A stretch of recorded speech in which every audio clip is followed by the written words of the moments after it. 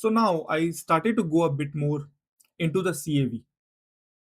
Like, so again, I'll come back to CAV. So there's a lot of back and forth. So back to connected and automated vehicles. Now the question that I wanted to answer, again, there was a number of questions that I I had, so I had to answer them. I had to find answers to them like one by one.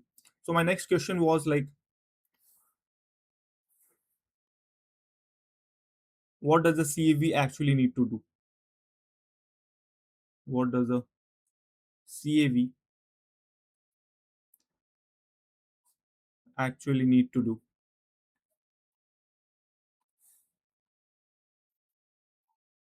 Because that is the whole point, that how can how or what connected automated vehicles need to to make the driving safe.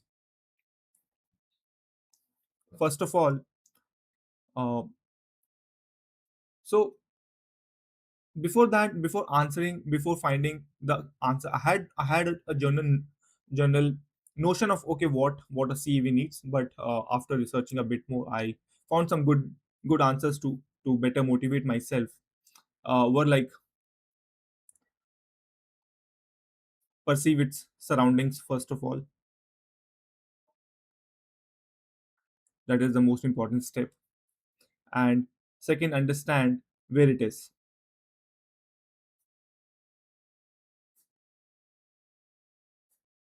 like at which part of city, or where, in what kind of location.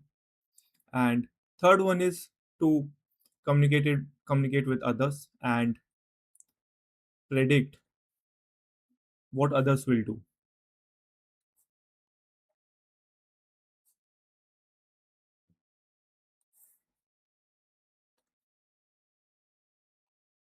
Then again, when it starts to drive, it has to plan a safe path so that it does not, collide with other vehicles or other pedestrians. Then when it's driving, it needs to control what? Control steering.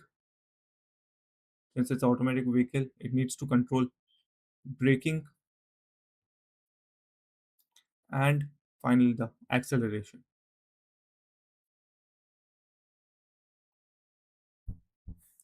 And sixth one is, it needs to communicate with other vehicles also. So communicate when needed. Now, rather than moving in any other direction, let me get back to my initial question that I wanted to answer first. So that, so this is a general thing that usually happens with researchers. We start with a single question, but then end up finding answers to so many other questions too. And I think this is the that is the fun part of this journey. It's not boring, but to keep myself in line, I always make sure to write down my questions, like on a piece of paper or digitally, so that I can keep myself aligned with my research goal. So that's why, in the start of this video, I wrote down all my questions that I wanted to answer over here.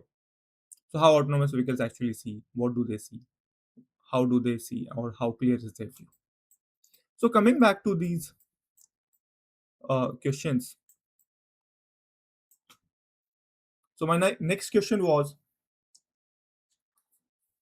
let me just write it down. So my next question was, what autonomous vehicles actually see.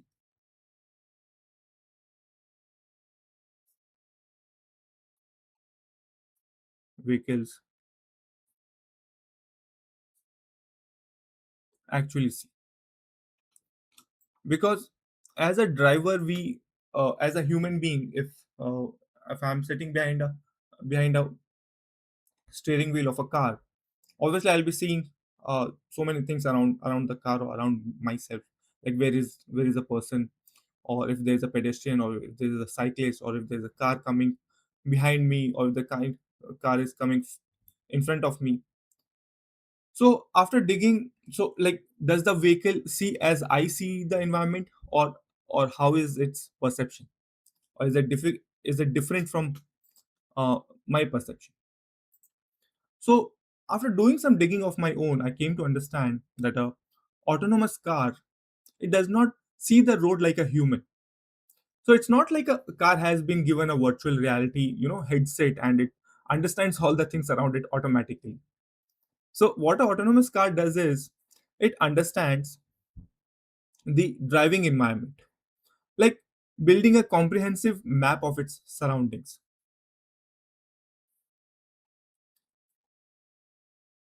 So like, what it does is builds a so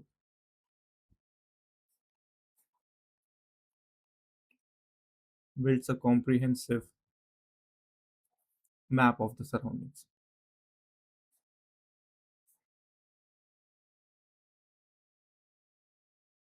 So this is totally different from what, as a driver, I would see when I'm driving my car. So here, I can correct myself, that so like, I was thinking in a totally wrong way. My question should not be like what autonomous vehicles actually see. So like, so for me, instead of asking or researching on what can the camera see,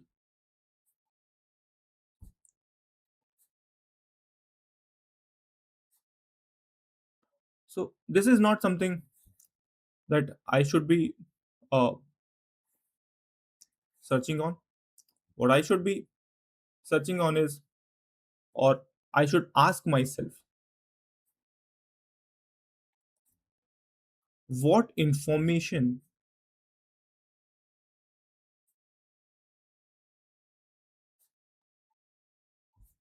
does a vehicle need before it starts driving, or before it makes a driving decision. So this is the correct question that I should be asking myself. So after looking around for a bit on Google, or on Wiki, or using some multiple AI prompts, this is what I saw, like, or what I found out.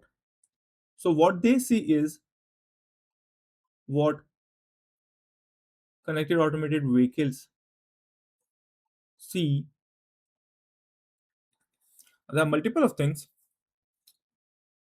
So it's kind of a general, I again, there were few things that I knew, okay, this is what a connected automated vehicle will see.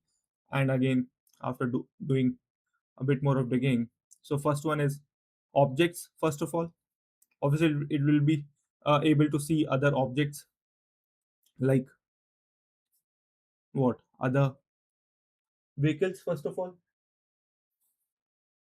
and what around pedestrians, or cyclists, animals. Now this is in general what it will see, irrespective of where the connected automated vehicle is, whether it is in USA or in Europe or any other part of the part. So second is what, infrastructure.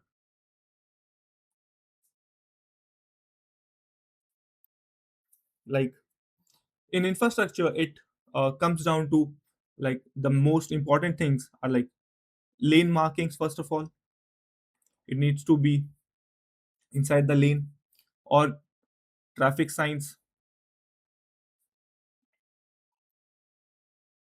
or traffic lights.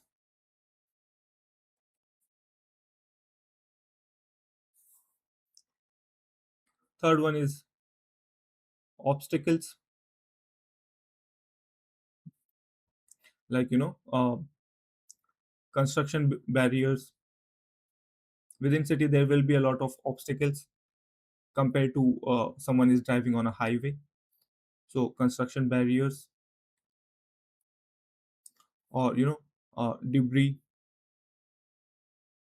or other parked cars around. And then fourth one is road boundaries.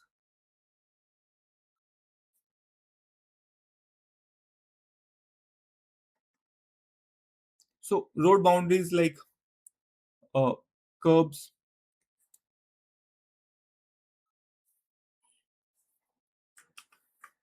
guardrails, what else?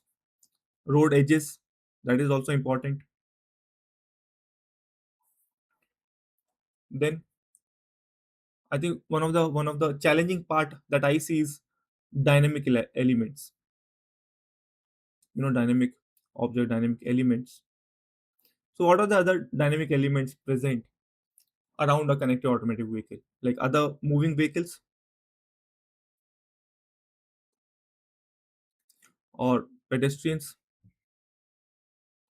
if it's standing or if it's moving, how far is it from its own car, or like pedestrians that are intending to cross.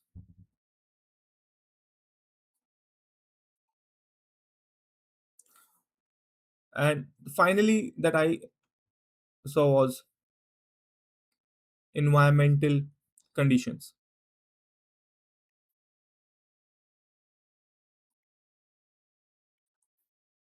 So the environment can obviously change depending on what time of the day, or like weather needs to see, or lighting, or visibility. So again, we discussed a lot about what a car need to drive safely. But again, I have to make sure that again I don't divert too much from my initial goal. I just have to have a glimpse of all these questions answers.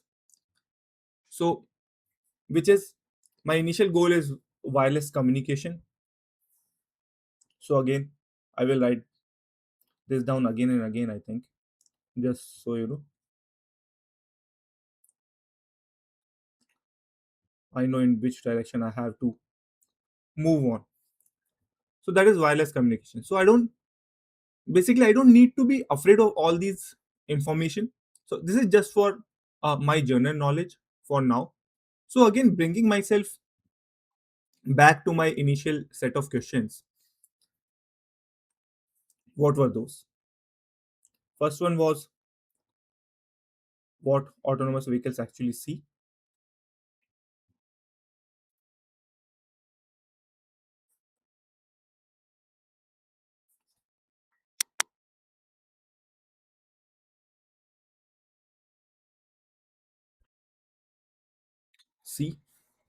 And I think the second one was what do they see. So I think I noticed that these two questions, they are one of the same, that I didn't notice at that time. So now my next question that I want to answer is, how do they how do CAV see? So I'll try to answer that in my next video.